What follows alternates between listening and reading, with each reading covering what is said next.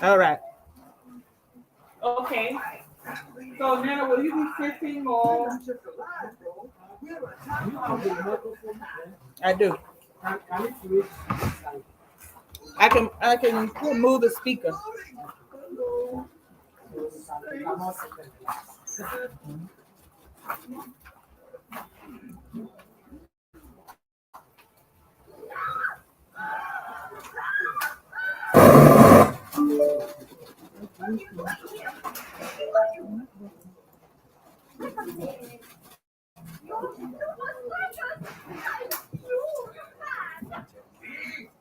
Hello.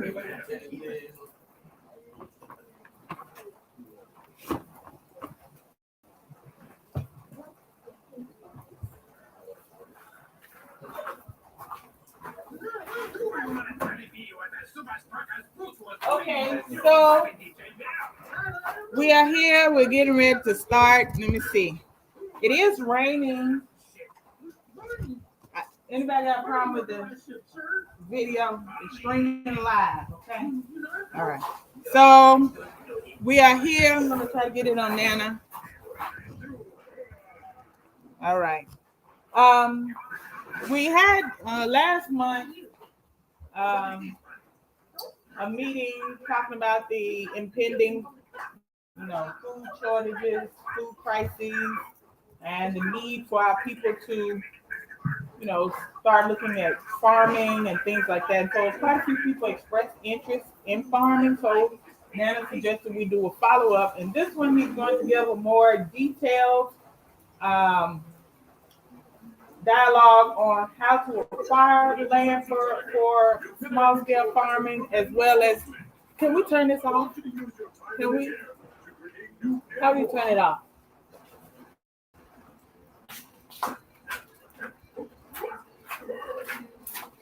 How to once you have acquired the land and determine what you're going to grow and got it growing, then how to get those things to market efficiently and effectively. So that's what we're going to be talking about.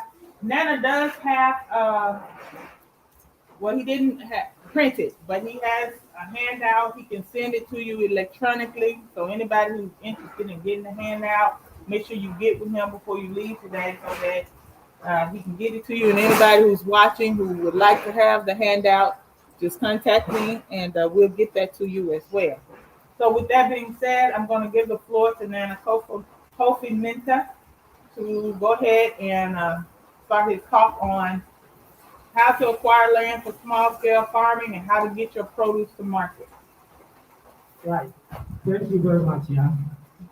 Good afternoon to everybody and welcome to this event. It is a pleasure to be here again today.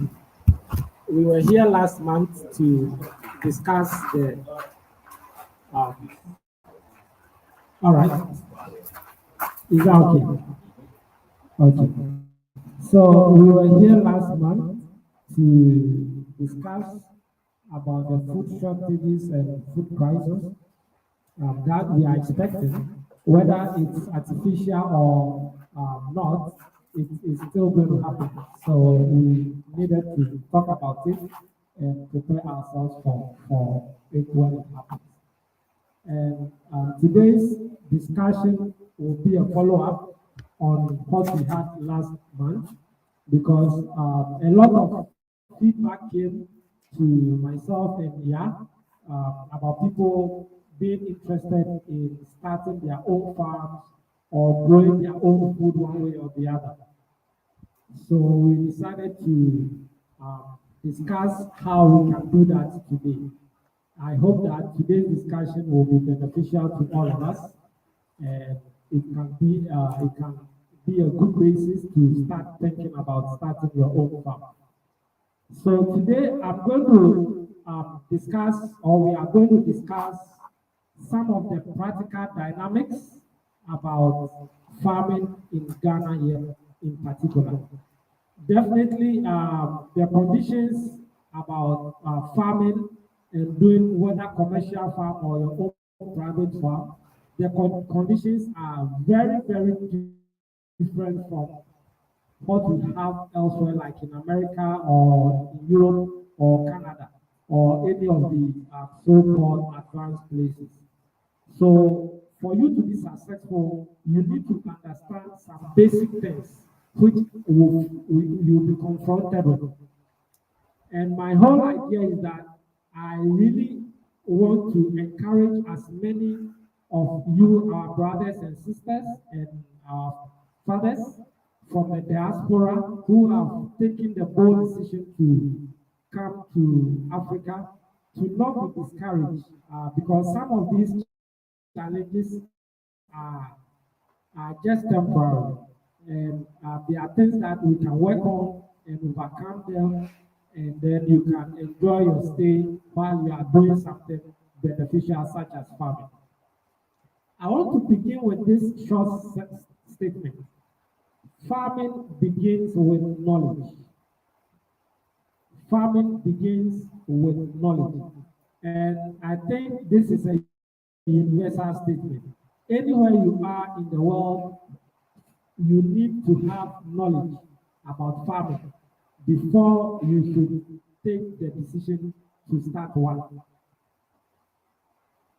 So in Ghana, for you to succeed as a farmer, whether a starter or somebody who is already farming elsewhere and want to come to Ghana to start, you need to look at some critical issues carefully and get as much information as you can get on these issues. So I want to list or mention these critical things which, from my point of view, you must have a whole to be able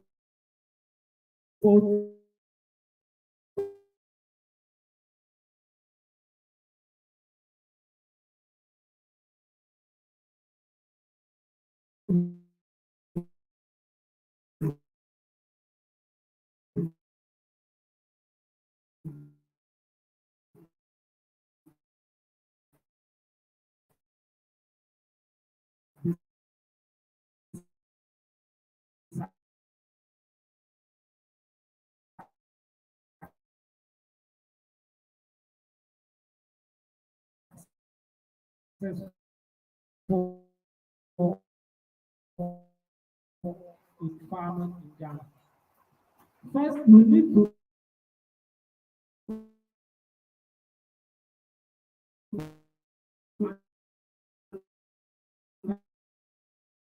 understand the land holding rights, the laws and the systems governing land holding. You need to understand it properly because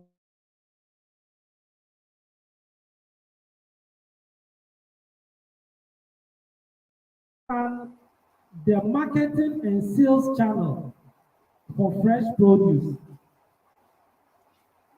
the marketing and sales channels for fresh produce.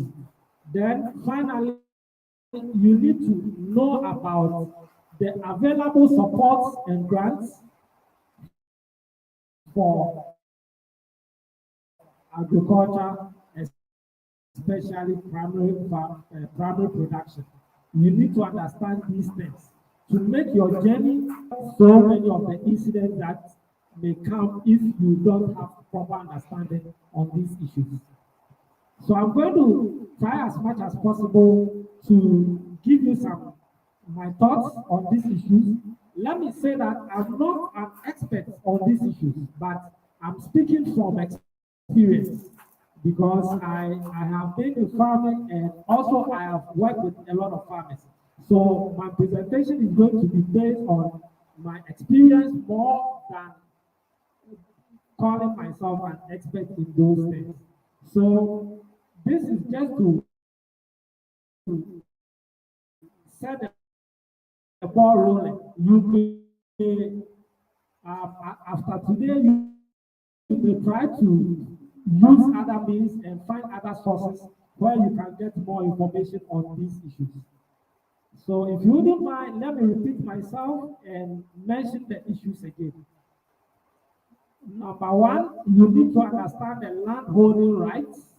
Number two, you need to understand the various farming methods that are in place. You need to understand how to apply farm infrastructure and farm assets.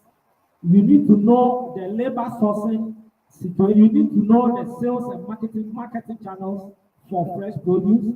And finally, you need to know the available forms of support for the agricultural sector.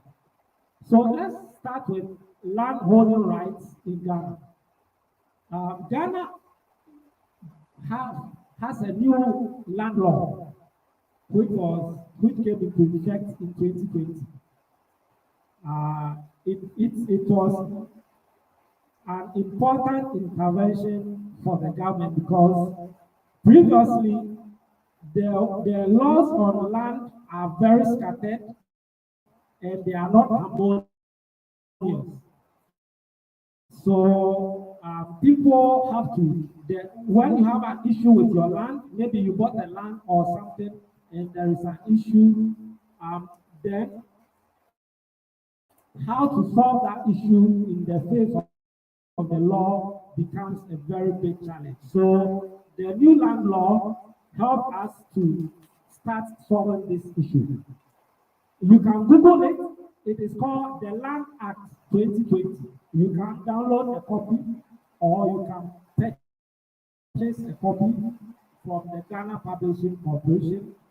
10 So what is one of the things I find interesting is that it defines the land holding rights in its various forms. It defines it. So if you want to have a land for yourself, for whatever purpose, you can choose any of those land holding rights which has been spelled out on the law and go for it. So let me quickly mention the 6 land holding rights which the law will recognize. First, we have the allodial title. Then we have the customary law freehold. Then we have the common law freehold. Then we have the usufructory interest, factory interest. Then we have the leasehold interest, and finally the customary tenancy. So depending on your objective, whether you want to farm, whether you want to do real estate, whatever objective, you have to look critically at which of these land holding rights will be suitable for your objective. So because we are talking about farming, I want to zoom in straight to the one that I think is very friendly to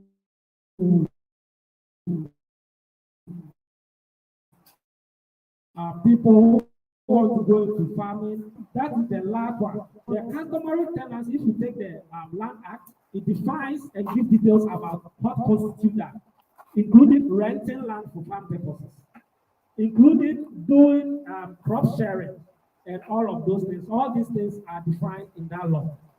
And some of them are already being used in Ghana here, and the law has now recognized it. For example, if somebody has a 2-acre land and the person doesn't have money to farm on the land and you have the money, and you come to the person and say that, brother or sister, I want to cultivate vegetables on your land.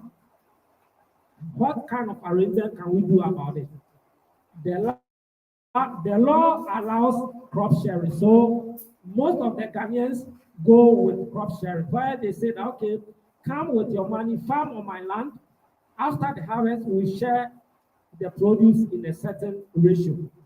Now the law recognizes this kind of farming or this kind of land title, land ownership. So within the period of your farming on the land, you are considered a customary tenant on the land. And the law recognizes it now. So nobody can stab you in the back or any of those things that we used to have in the past. So for a starter, if you don't want to spend so much money to have an allodial title, because an allodial title is the highest form of land ownership, and it will cost you a lot of money to have that. And for you to go into farming, you don't need a small piece of land or just a plot of land. You need land in acres. So getting an allodial title will be very expensive. And usually, um, allodial titles already have their land registered and all of that, and they decide how they want to offer you the land. So let's look at the customary tenancy ownership as a way to start if you want to go into farming. So let's look at where can you get such a land. Like if you want to go into farming and you want to do customary tenancy, where can you get such lands? Three of the regions come in mind: Volta region, Eastern region, Central region, and to some extent Greater Accra region. But I always advise people that if you want to have a land which is incident free for your farm, as much as possible, try to look away from the Greater Accra region. Look more into Volta region, Eastern region, Central region, and probably up a bit up north, like Kumasi, Grand Lahafo region, and the like. But if you want to be closer to Accra, then you can look at Volta, Eastern, and Central. So these are the places where you have the customary tenancy in place, which you can use farm land to start your farm.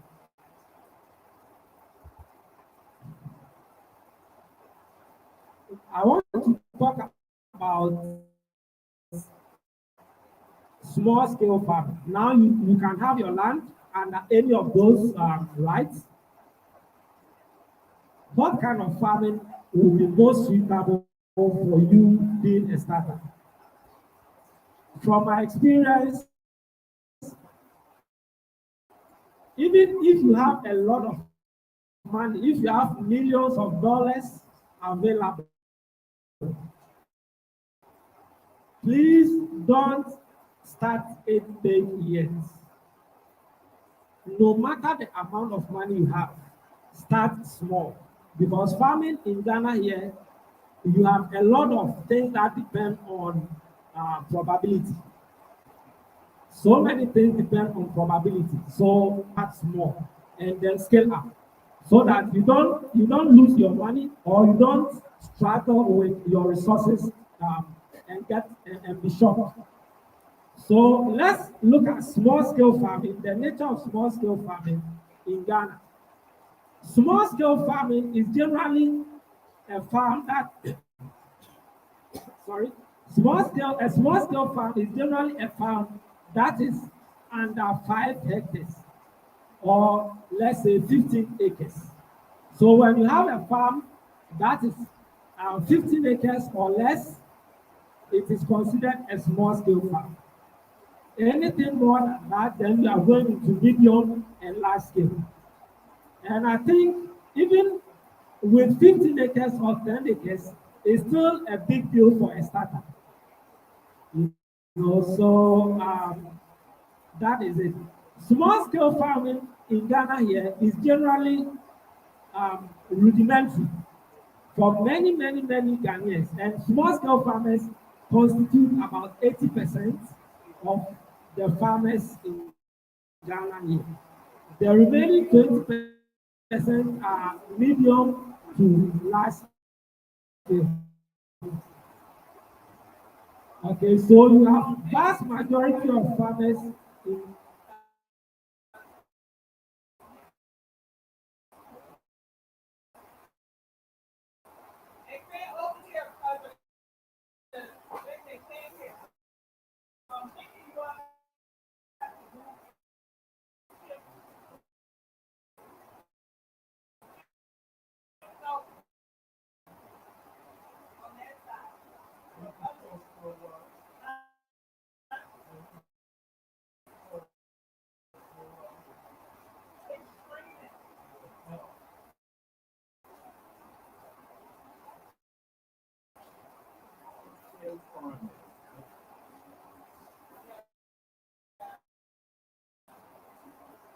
Are you okay? Can you hear? All right.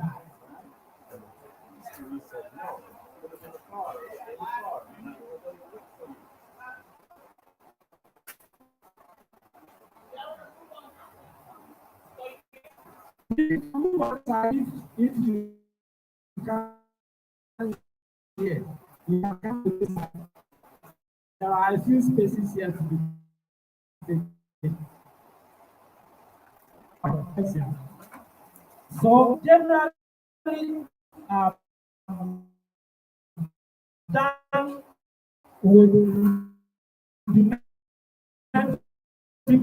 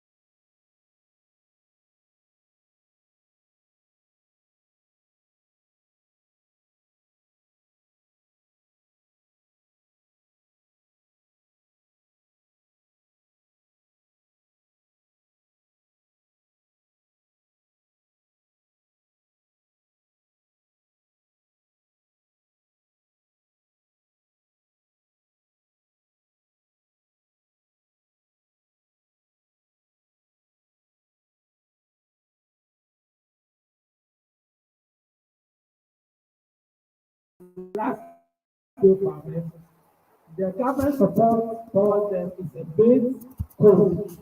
So most of the support for small scale farmers comes from the donor community. And I think that no matter the person behind the donation, so long as you are going to use the money in Africa and for Africa, there is no harm in getting that support.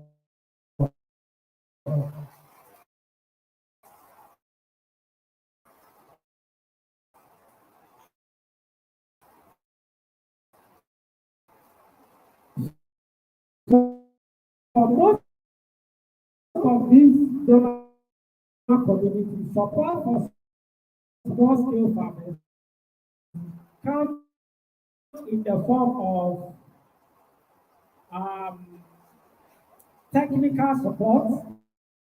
They hardly give capital. Some do give, but they are very, very support comes in the form of technical support. But they give you a lot of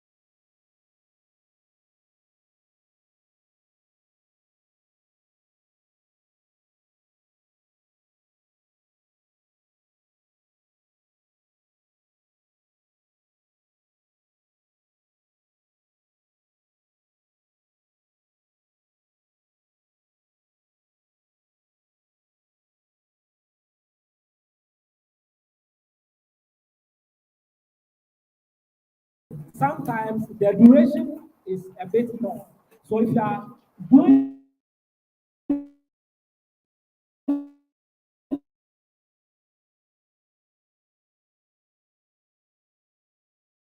like 10 acres, 15 acres control than somebody doing conventional farming.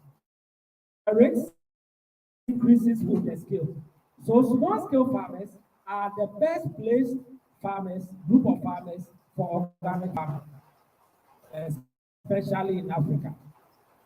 Because if you are doing small scale, sometimes it is easier to employ manual labor to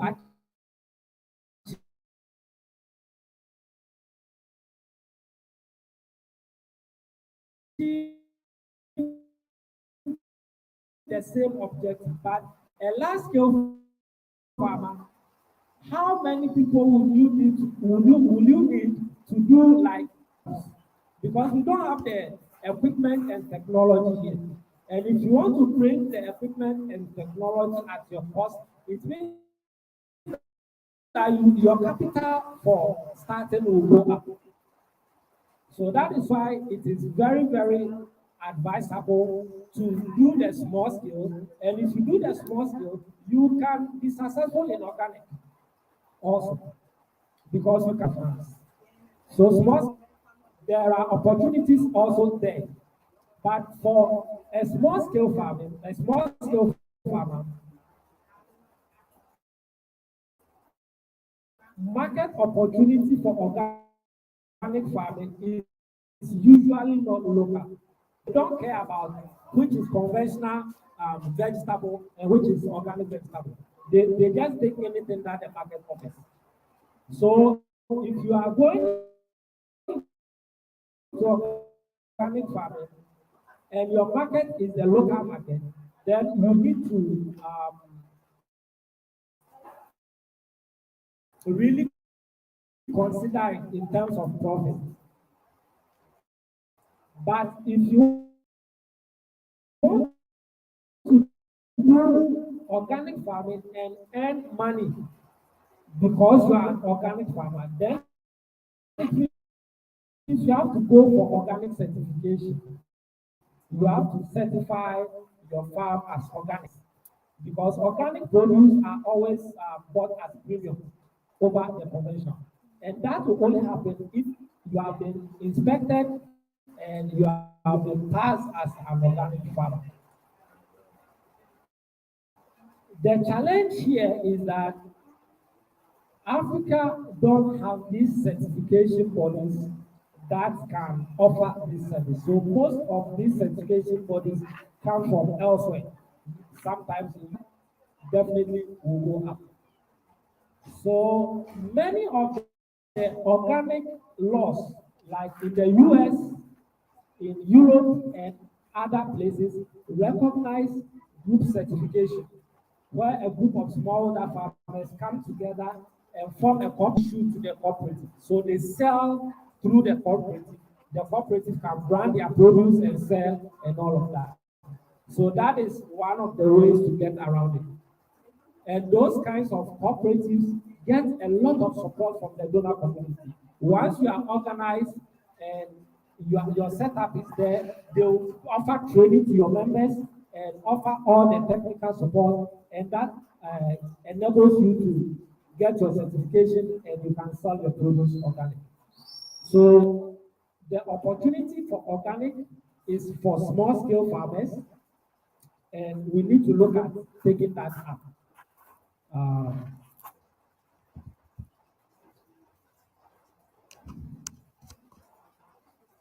okay, so the next thing I want to talk about is farming infrastructure. I've seen a lot of people go into farming and their only thought is producing, let's say, the, the crop they want to produce. They don't think so much about the other things that are necessary for success. But Farming infrastructure is very, very important for any startup. So the critical ones, I'm going to mention them. Your water storage or your source of water, very, very important. Even if you are being rain fed, it is important for you to get a reliable source of water, not only for watering your crop, but even for doing basic farm activities on your farm.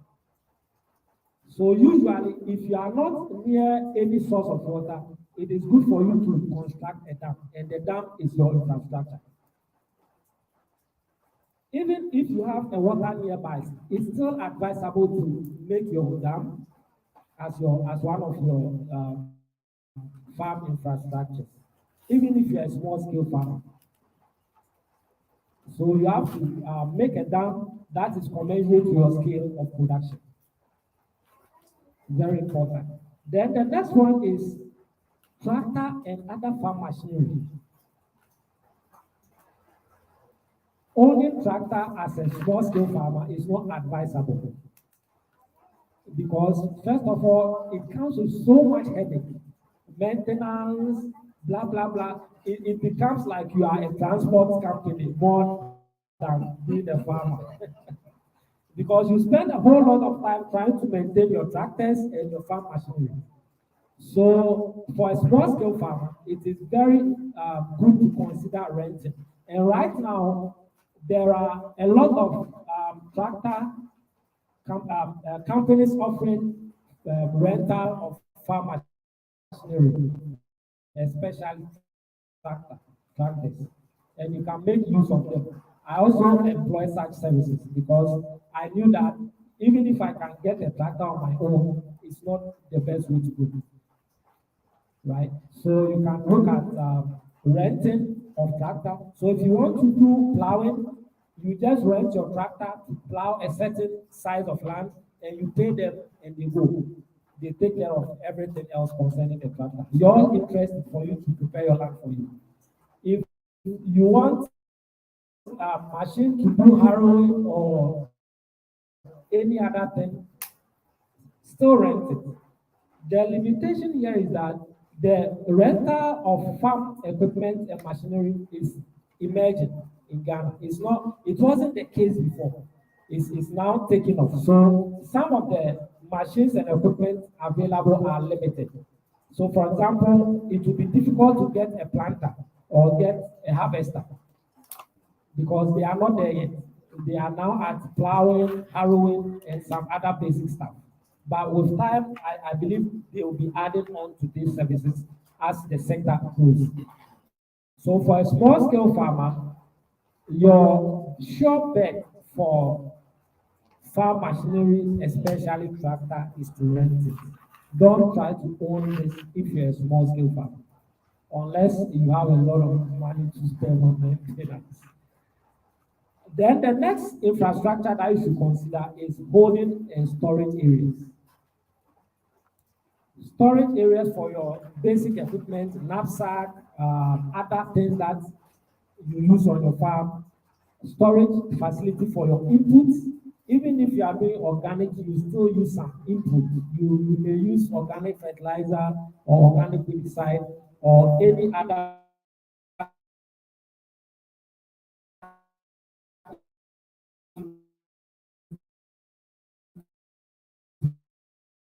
that is approved for organic.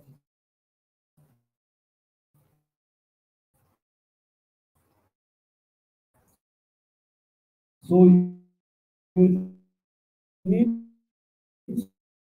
storage facilities for any can be it can even be a bamboo structure. Sister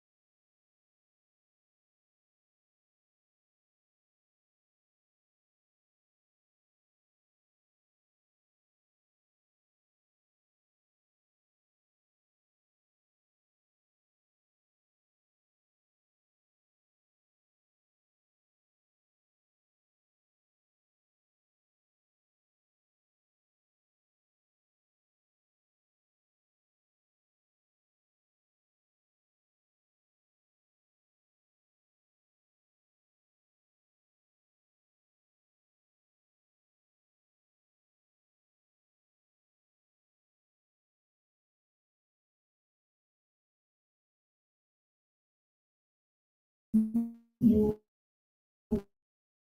a place you can grow and manage your produce.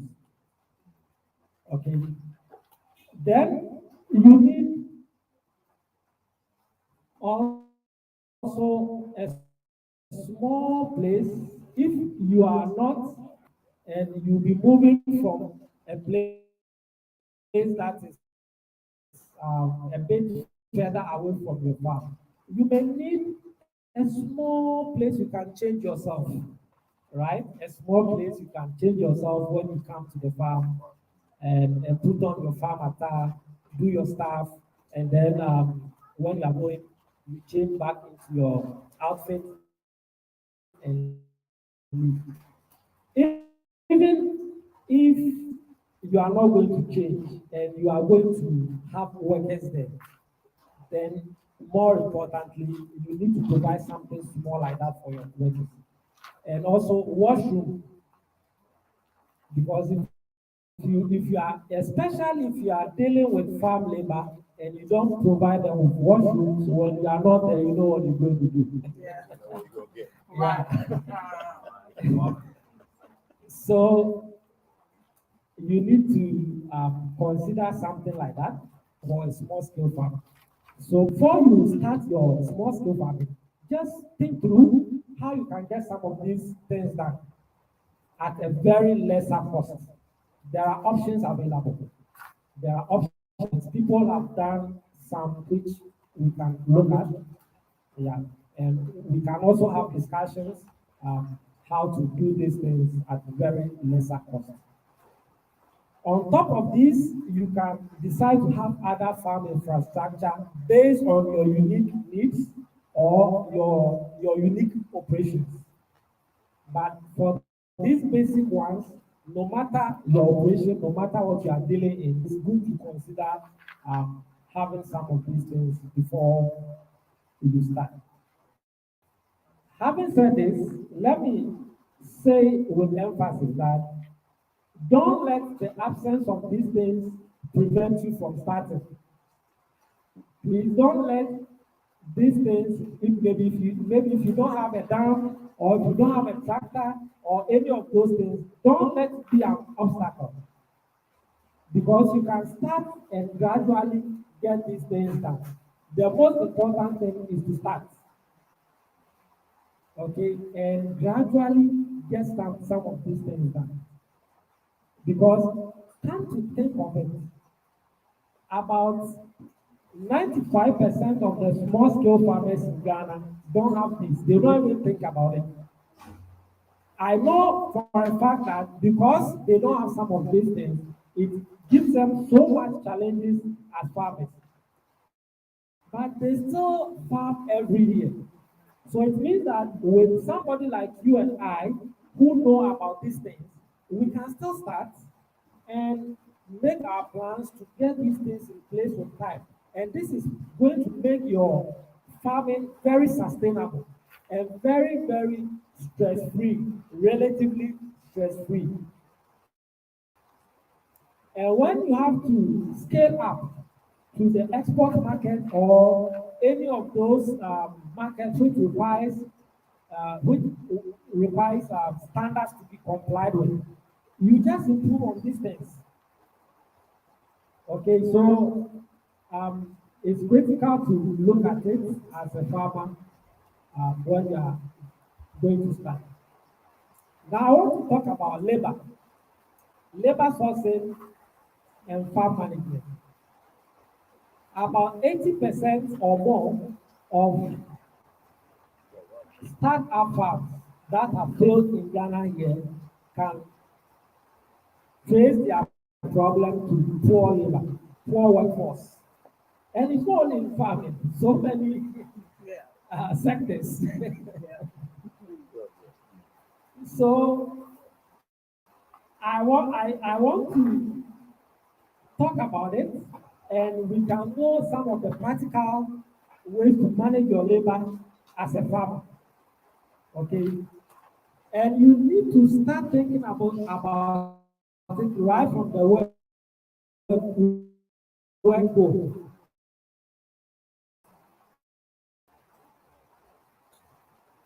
First of all, let us have it at the back of our minds that availability of farm labor is declining in Ghana because of certain factors.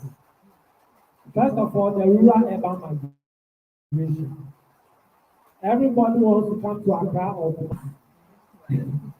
so rural-urban migration is causing farmers to lose labor. Secondly, more of the youth in the farming communities are going into motor vehicle transportation, what we call Okada. So if you go to the villages and small towns where farming activities are rampant, more of the youth that we can employ to weed for us or spray for us or harvest for us, they are bought motor bicycles and they are into motor vehicle transportation. So that is causing us to lose a lot of labor off the farm. Then low wages and salaries for farm workers is also a factor. It's not really the fault of the farmers. It's the fault of those calling themselves buyers.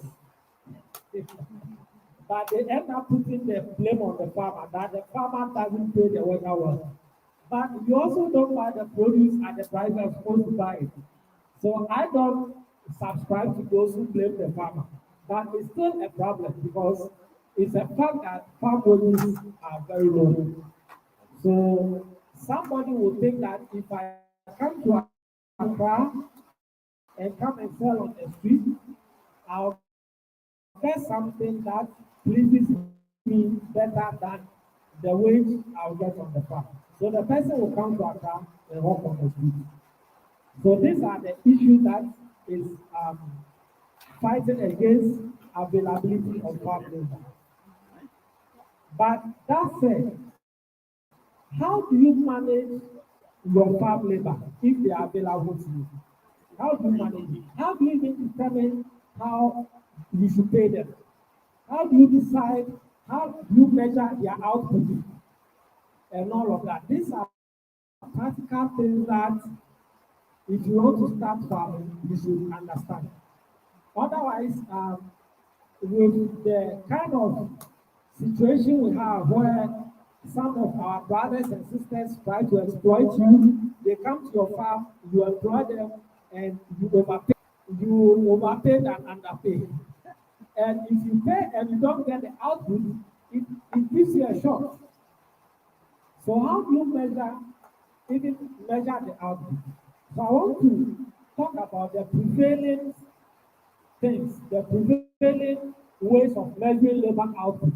We can come up with other innovative ways based on our own unique experience, but I want to talk about the ones that are in place now, which other farmers are using.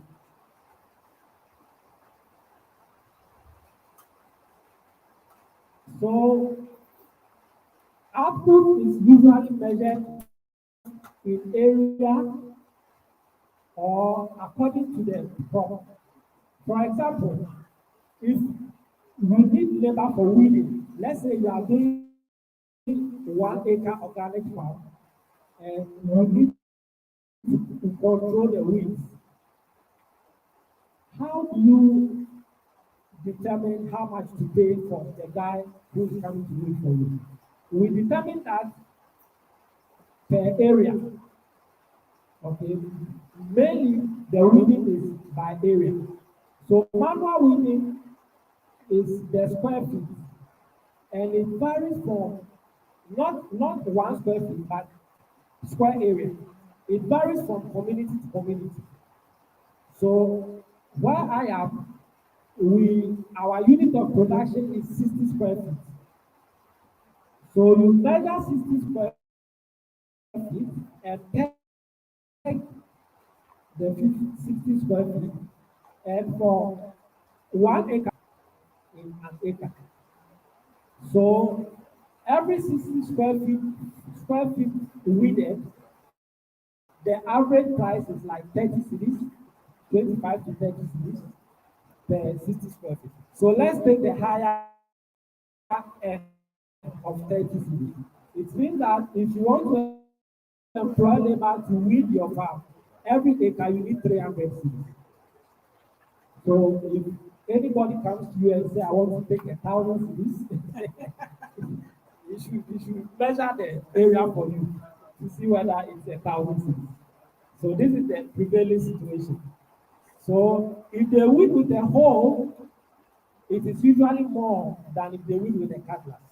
So usually with cutlass, slashing and stuff like that is around 25 series on the average. And with the hoe, it's around 30. But let's be kind and say whatever it is 30. So you have that in your mind. So weeding is done by square area. And that is your surest bet. Because it's very difficult to determine other factors for pricing. You know, but it's still open. If there are better ways, we can look at it. Then let's talk about sowing and transplanting. If you are sowing like corn, how do you determine the output? If you employ somebody for a day to come and sow 1 acre of corn for you, or let's say you have some sweet pepper in the field, how do you determine?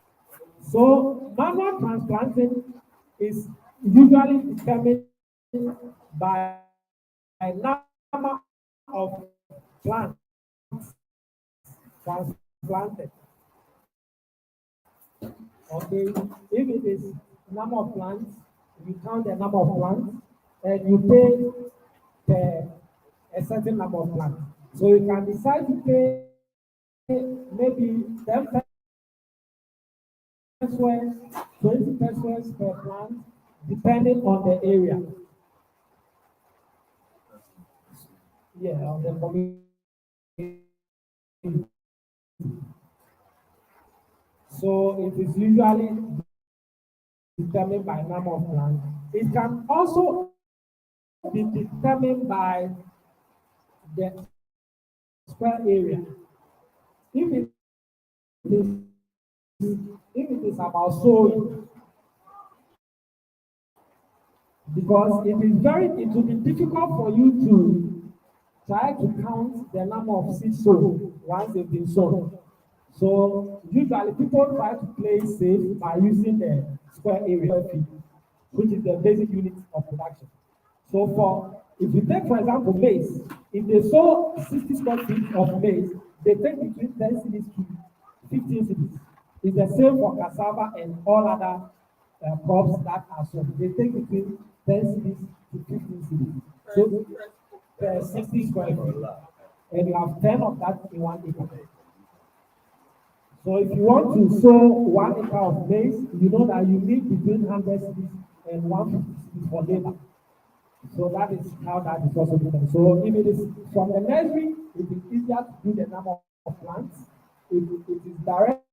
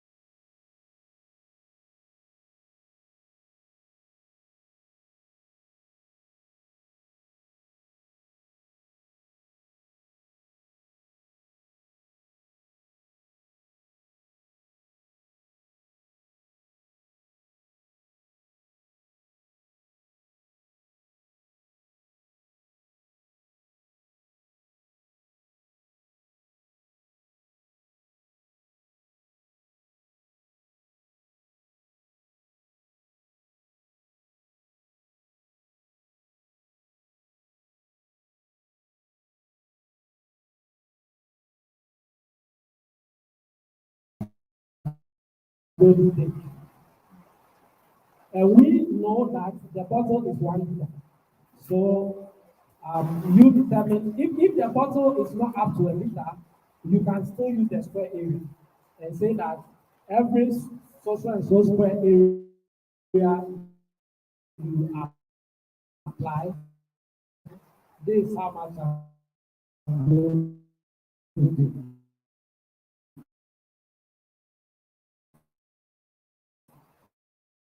If you use the square area, in my area, they charge between 10 cities and 50.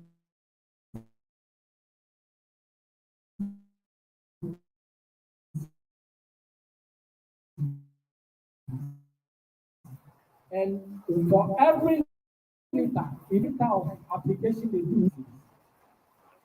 So you know that if you have chili pepper on your farm and it's 1 acre, you control the application. So these are the basic things farm that require you need labor to do your harvesting. So for harvesting is per square area. For many men, according to it, is determined by the harvesting equipment. If you are using a crate and you say, okay, every 10 crates you harvest, this is how much I pay you. Or you can still use the square area and say every so and so square area you have, this is how much I pay you. So harvest is determined by weight or by square area. Where I have my farm, the last time I did some harvest it was corn, and I paid 10 cedis per square area. Now, for harvest, you can decide not to pay for labor if you are selling on the local market or if you are selling to an anchor exporter, unless you want to do the sales yourself. What happens here is that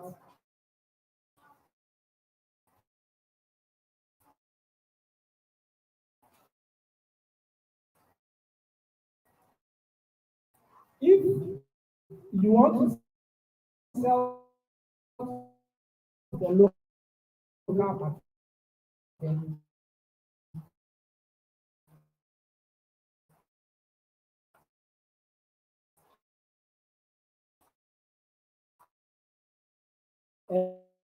and you contact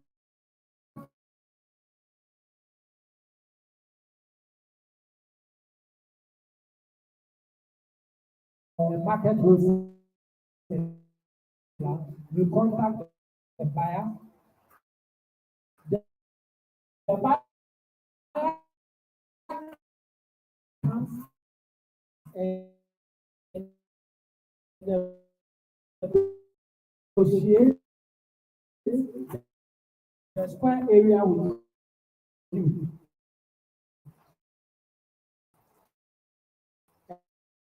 and say that for every square area I am going to pay you. So just let's go now.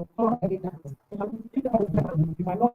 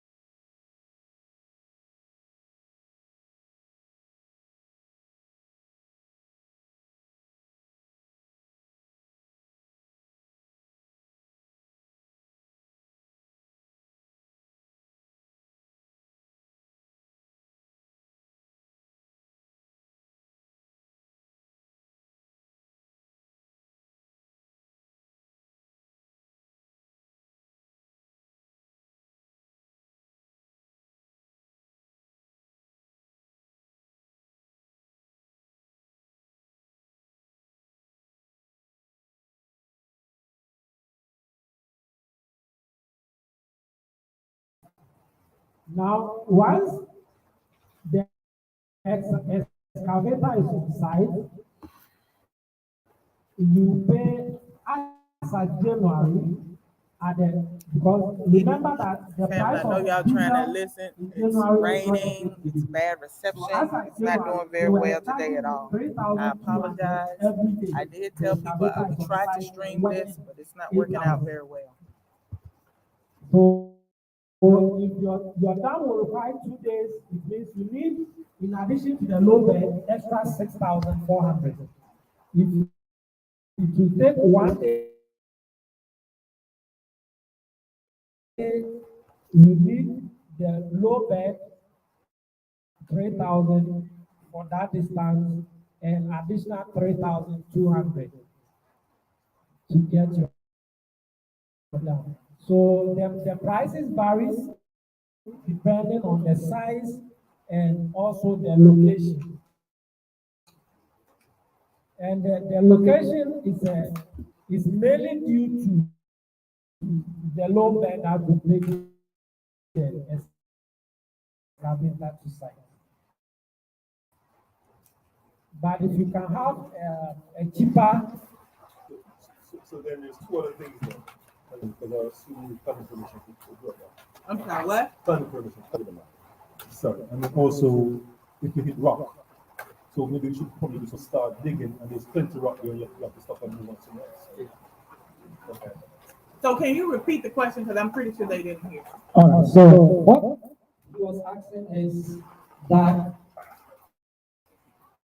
is there a need for a permit to construct a dam on your site? And is there a need for an initial assessment on your site to see whether the place earmarked for the dam is suitable? Am I correct? All right. Yes, or soil test. Oh, no, okay. Right.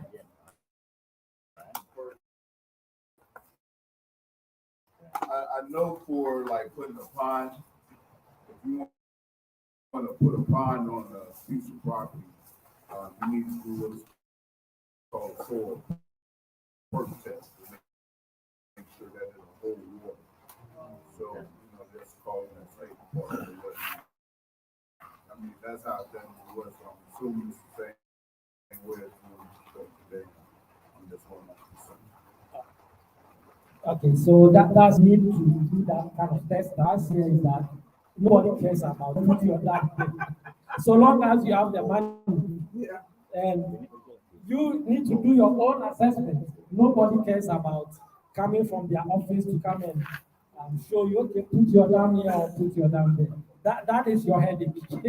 So if you bring the equipment and they hit a rock, that will be bad for you because you lose the money. They will still charge you anyway. Yeah, so yeah, so that assessment has to be done by you, the farmer. Go around your farm and see which place will be good for your dam. And be sure that you don't hit the rock. And if you want to be 100% sure, then you can contact the geological service department. Okay, we have the geological service department or hydrophone. We have a hydrophone agency near the Ministry of Agri, and they are supposed to do all the stuff that you mentioned, but we have it the way it is, so we take it like that. But I'm sure if you approach them and they know that they can get paid for something of interest, they'll come out and do it. Yeah. So we have the agencies here, but they leave everything to you. Yeah. So for that, nobody will come in unless it's a potential threat to the community. But if your farm is isolated and there is no possibility for a breaking of the dam or something, you are okay. Normally, I tell small scale farmers who want to do some of this farm infrastructure to liaise with the district agri directly. Because in Ghana here, the Ministry of Agri is decentralized. So you cannot get anything done at the regional level or at the headquarters unless you go through your local district. And they are the ones who are supposed to help us with all these stuff, even getting the machine for your dam. There is a process you can go through and you can get the machine to your farm without paying because the government has provided this machine to the district assemblies. Every district assembly has this equipment, the loader, the excavator, the bulldozer, they have them there. And they are offering the rental services. But if you are a farmer and you want to access these services, you need to go to your district agri office and register there and apply. And then they will send an extension officer to come and evaluate your farm, and they will write to the district assembly and try to find the next availability of the equipment, and they come to your farm. The arrangement is there, but I have hardly seen it in practice. Yeah, I have hardly seen it in practice. But if you approach the district assembly directly yourself and you say, I'm a farmer and I want, nobody will mind you unless there is a letter from the district agri office. And some of you have been in Ghana for a couple of years, and I know you know the way things work. You know, the officer at the Ministry of Agri will drag his feet and he will do all manner of things to frustrate you, unless you know how to massage somewhere. And that's somewhere. Oh, yeah. That's where he needs to be massaged. So this arrangement is there. The challenge I see with some of these arrangements which are not working practically is also because people like us don't put pressure on those officers to do their work well. When we go, anything they throw at us, we take it because we are in need of the thing urgently. So we have an issue. So I believe those of us here who may want to start our small scale farm in the future, maybe we can try to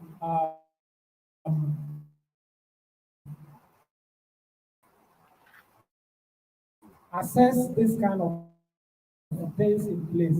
Not because we want to use them, but we just want to see if it works.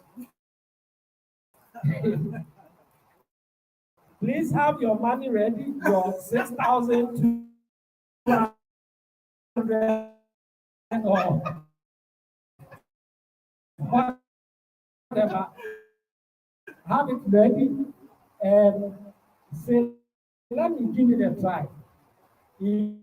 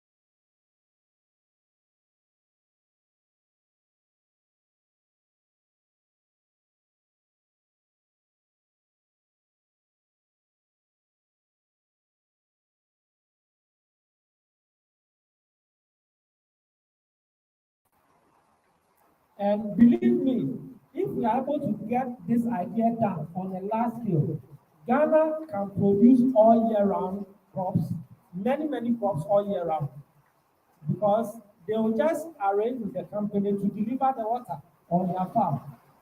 And people will not be scared to build irrigation facilities because they know that they can get the water into the irrigation pipes. So it's an opportunity. And those of us who may have the access to money, we can build such plants and see how it goes. Right. Any other question or contribution?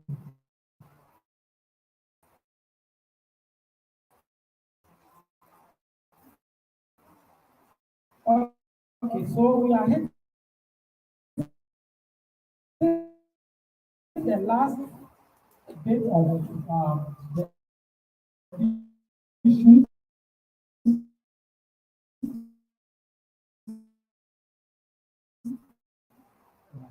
It's hard for us to hear, so I'm raising it so maybe we can hear it. So well, and you cannot sell because you may not be able to consume all that you produce. So market is a very important thing to consider before you start your farm. Where are you going to sell your produce and how are you going to sell your produce? Market is very important. There are basically two types of market for farmers in Ghana. You have the local market and the export market. These are the two main ones. At the moment, we also have potential market for agro processors. People, companies that are processing various fresh produce. There are also a potential market, but the main market is export market and local market to the local market. What is the difference between this export market and it's obvious in their name, but I want to go into a bit more details to let you understand the characteristics so that you can make your choice if you want to go export or you want to sell local. First of all, the export market pays you more per kilo of produce. That's important to know. Yeah. The export market pays you more per kilo of produce than the local market. Second, the export market has more stringent requirements to meet. Third, the logistics for export comes at a cost compared to selling locally because you need your packaging, you need your truck to move into the port and all that kind of stuff.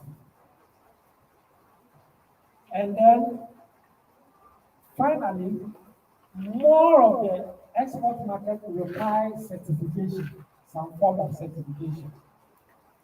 And in Ghana, we export more to Europe than any other place. So people are more familiar with the market requirement of Europe. The few people that have tried to export to the US, I think the requirements were so stringent it discouraged them. But Europe has relaxed a little bit more because in the US, the government plays a role in determining your extent of implementation of requirements. They can even send somebody from USDA, pay everything to come to Ghana and inspect one company and go back. Yeah, they can pay that much. So the government is directly involved, or the government agency. Whereas in Europe, they try to take that burden off the government and put it on the importer. So the importer has to do the due diligence. They only come in when the thing arrives at their end. Then the agencies come to check and see whether nobody is violating anything. But whatever happens here, the due diligence must be done by the importer. So that is the difference. And some of the importers end up supporting the farmer to meet the requirements because they also need the produce to sell. So that is what makes the European export market a bit more attractive to the Ghanaian exporter than America or other places. Best of all is Asia and Middle East. They are almost like us in some time past, and their market is open. Nobody checks anything. Okay. But I think they are changing now. They are leaving us behind. So, but the problem is that those guys, Yeah. Question. Is it easy to export in Africa?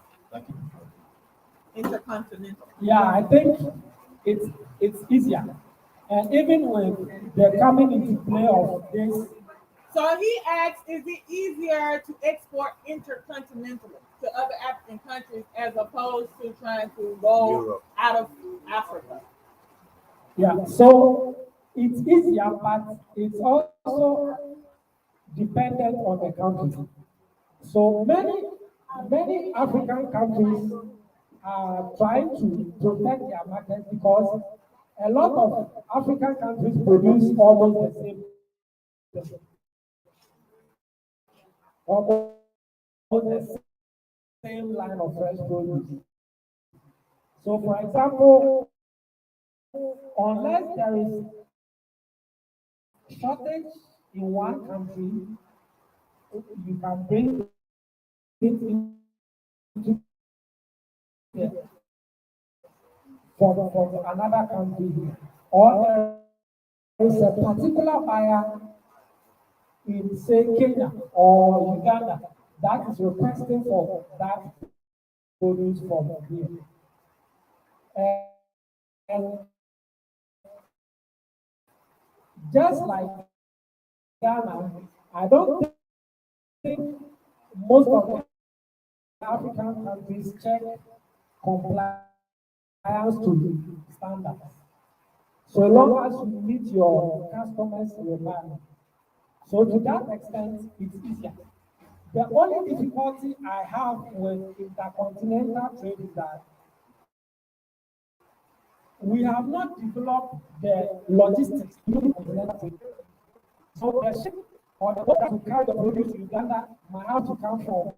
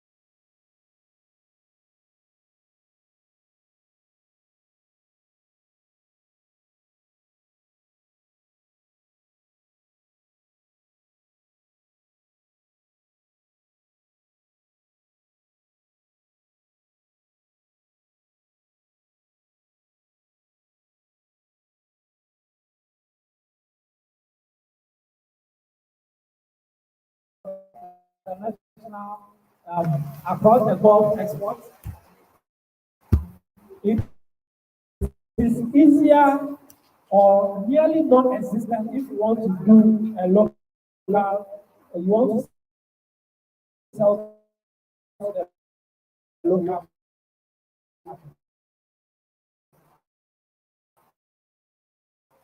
because on the drugs authority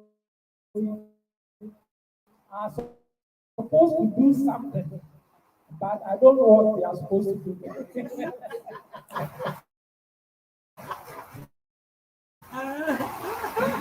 Yeah, I'm pretending I don't know what they are supposed to do. Nobody can come and hold you for anything. Right? So the local market is very easy to access. And for a startup, I think you should look at crops that you can sell on the local market easily.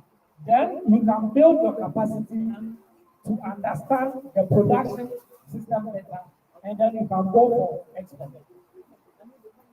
So for the export market, mainly they buy the fresh fruits and vegetables. The European export market mainly buys fresh fruits and vegetables. The chili peppers, the sweet peppers, the okras, and the stuff. Then the vegetables, the mangoes, pineapples, papayas, and other tropical fruits. Once you are able to produce that, it's easy for you to get the customer in Europe. These are the things, mainly the fresh fruits and vegetables. It's easier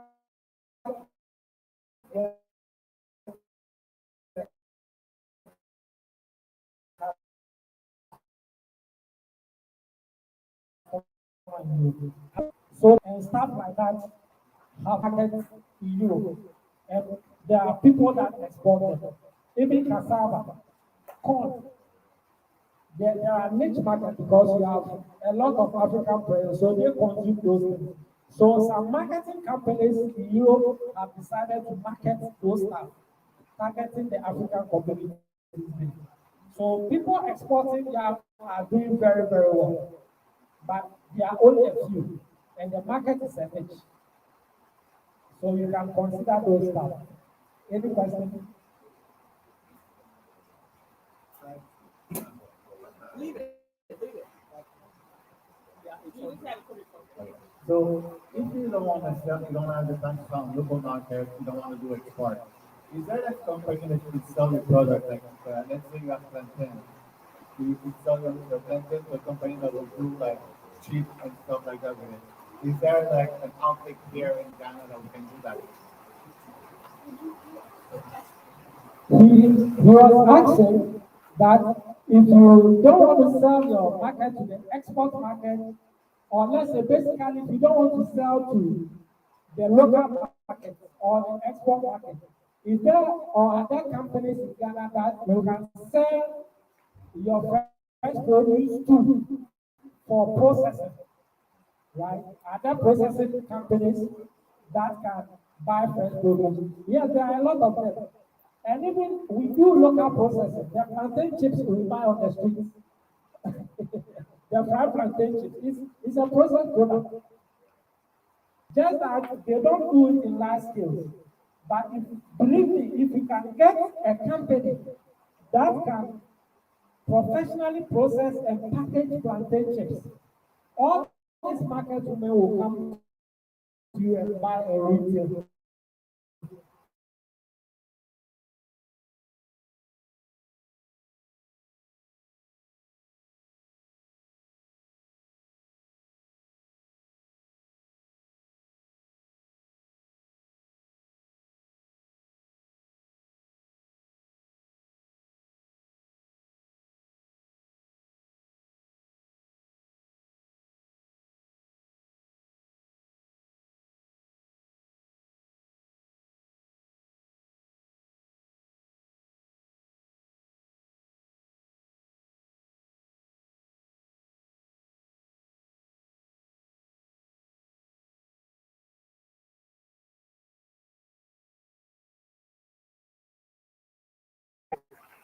Um,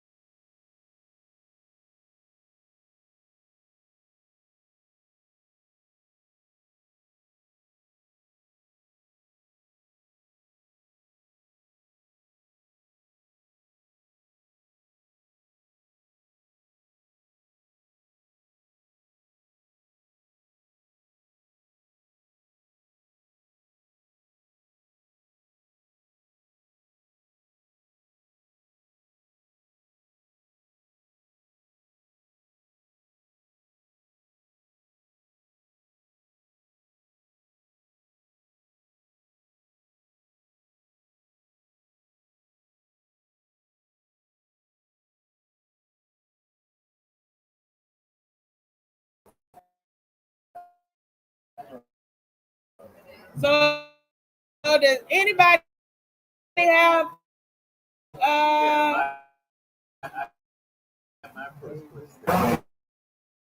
okay. All right, so Brother Linford has a question. Go ahead, Brother Linford.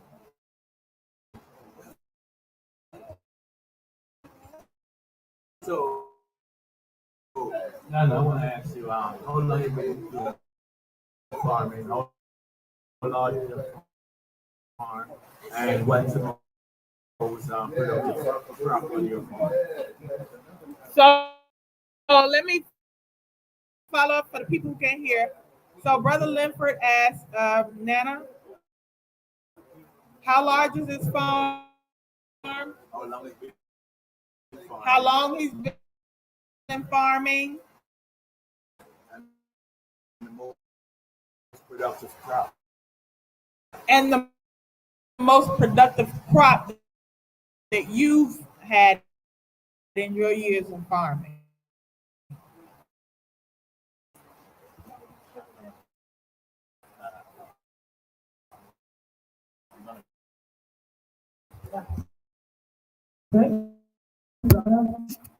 So,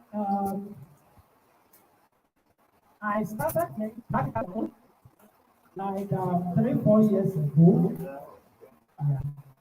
But I've been there with for the past 2 years. First of all, I was a farm worker. I worked at an farm.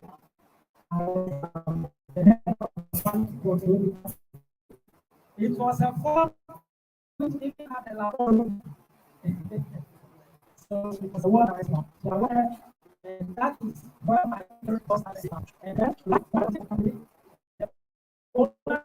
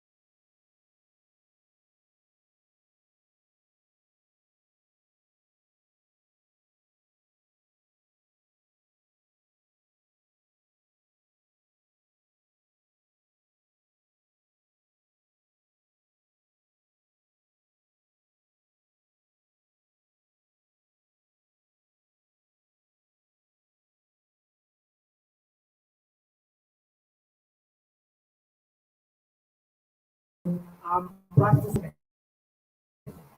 because I teach people that look, don't jump onto the export market when you start your farm. Even though I have been helping people, I still want to because I'm now handling the thing myself. I'm no more sitting on the fences and looking with the bird's eye and guiding you. Now I'm in the field myself. So I need to do everything from first principle and if possible test some of my ideas myself. So this year I'm doing with my partner, we are doing like 20 acres of production.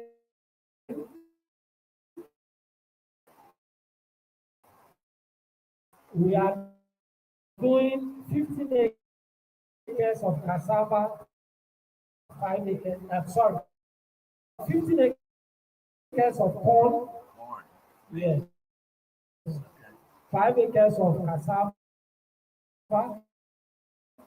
and 2 acres of eggplant, and 1 acre of eggplant, 1 acre of cocoa. So that is what we are doing.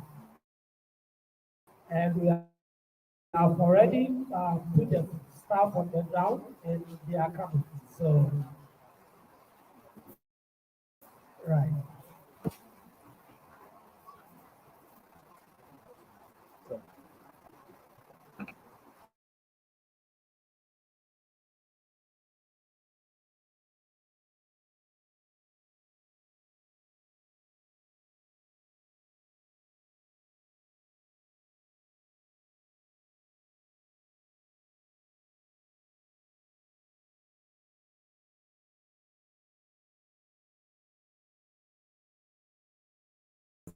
To offer, maybe they have land to offer, maybe they have even ideas and some form of technology to do a specific thing.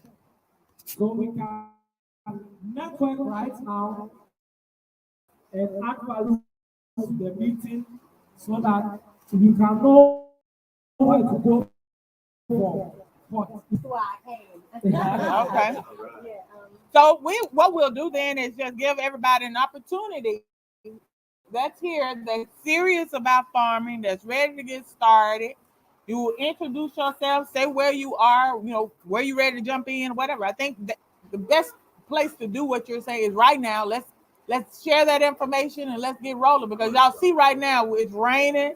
It's raining season. Right now the crops should be in the ground. It should be in the ground right now. But like my daddy always say, when I graduated law school at 30, I said, man, I should have. Yeah, my dad said, better late than never. Better late than never. So are we doing it over the mic or how was it? if you can, Let me know that machine to face you. huh? I think No, he it's wants to facing open us the now. It's facing us now. Go ahead. Okay, hi. Thank you. I'm piggybacking off of you. My name is Nikesha Madison. I'm from the States. I'm from Pennsylvania. And I have, am I standing up? Am I Go ahead. projecting You my okay? voice? Yeah, go ahead. Okay, yeah. So my name is Nikesha Madison. I have my own business. I'm in a cooperative with myself and 5 other amazing women. We're located all over the world, Korea, Brazil, the United States. And we support Black and brown farmers in and out of the diaspora. I'm the only one currently in Africa. I am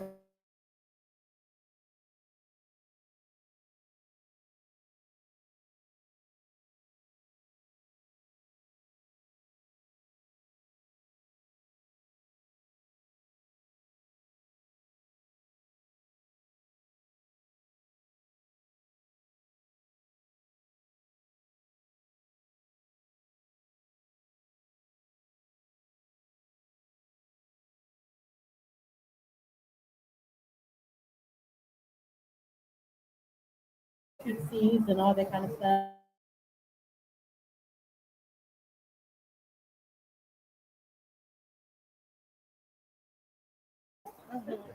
Yeah, my name is Victor. I was here, actually, I've been here 10 weeks in the country, okay? 10 weeks. Yeah, 10 weeks. I came last month and I heard a presentation. A young lady mentioned something about Dar's Farm. And I'm here to tell you that Dar's Farm in the eastern region has land for rent or lease, 80 CDs per acre per year. They have land available right now, because I'm going on to it. All these things that he's talking about is available. It can happen right here in Ghana right now. And where's their land located? A friend place, Okay. a from place. Where? How far is that? Where is that? Let him tell you. Okay, so our front place is in the eastern region. Is you know Peru? I've heard of it, but I haven't been there. Yeah, Peru. Where they do the paragliding. I've heard of it, but I Yeah, haven't been there. that is where our front place is. But the, so that is part of Peru. But when they constructed the border, the Akoso border, and they blocked the water, yeah, so there is a barrier that the water has created a barrier between that side of Peru and the Peruvian town. So you need to cross a ferry, yeah, to that place. So land is very, very cheap there. And water. And water. Okay. And the only thing is, the only reason why that place is not, the crossing the water with the produce to the market.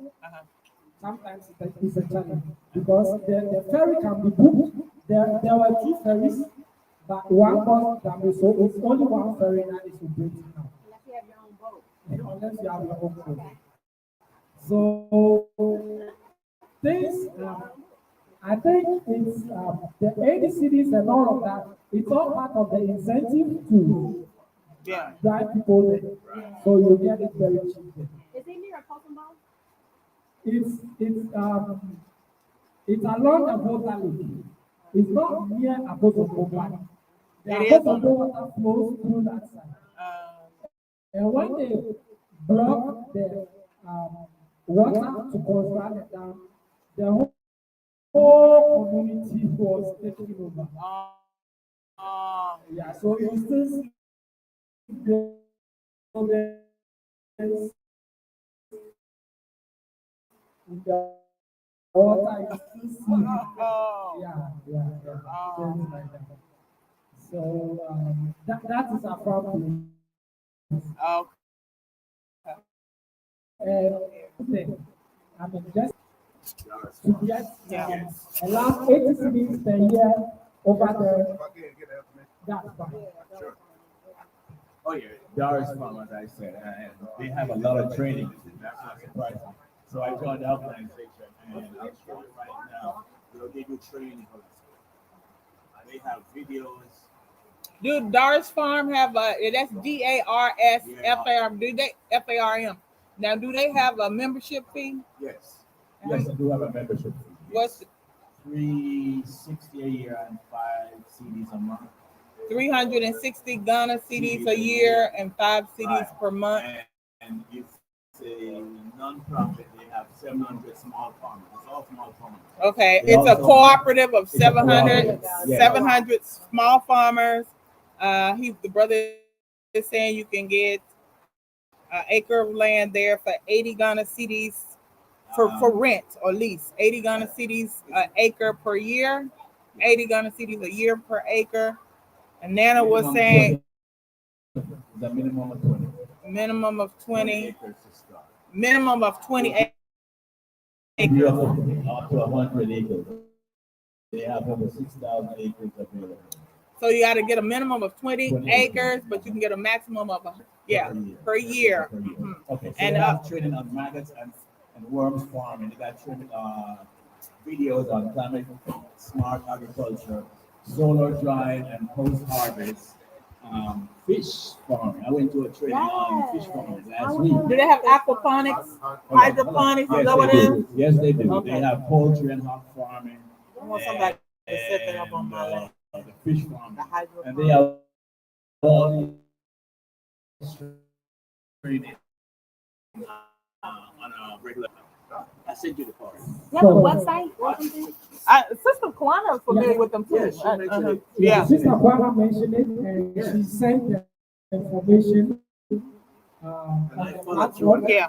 I received it. Yeah. So you can talk to the brother. Information is what I follow. Yeah, you can also talk to Sister Kwana. I'm pretty sure she has dealt with them before, so she can talk and ask her about them also. Yeah. Okay. Any other question or contribution? So at this juncture, what I'm going to do? Oh, wait, let me do this. I want to close this off because there's some.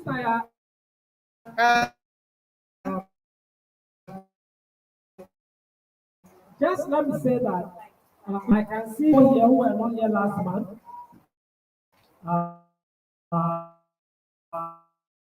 So, Sister, if you can pass the paper around for people, and then those who want to be added to the WhatsApp, they can say so, then they will be added.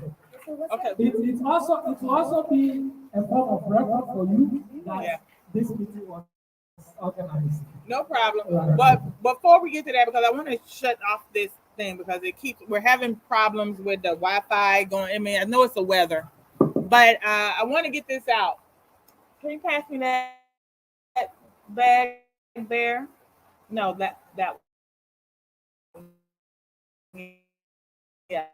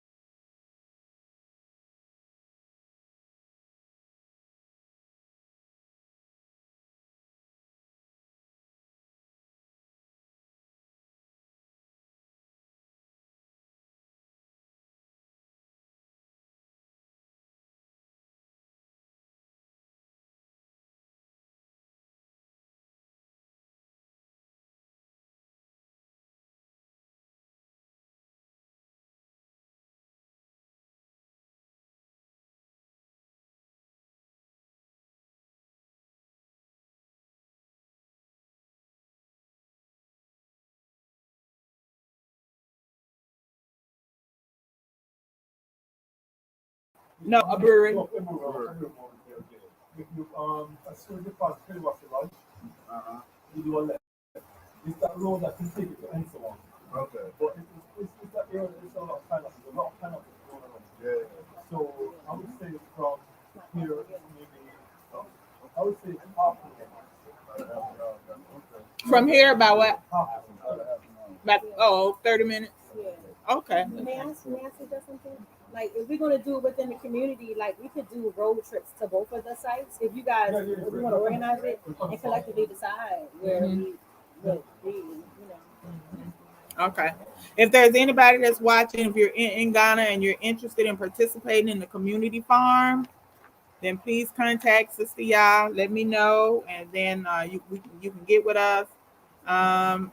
Get added to the group where we'll be discussing where we've had a couple of suggestions and people offering to give some of their land for us to use for community farm. So yes, I'm going to go ahead and turn off the live stream because it's been struggling the whole day because of the rain and the noise and all of that. But again, if you're interested in participating with us with the community farm, definitely reach out. All right. About some pictures, so we get to see a picture, like, is it possible you take some pictures? And the other side too, so we have a. I think pictures are not going to do us good. You need to physically go look at the land. Field trip. You need to, because you want to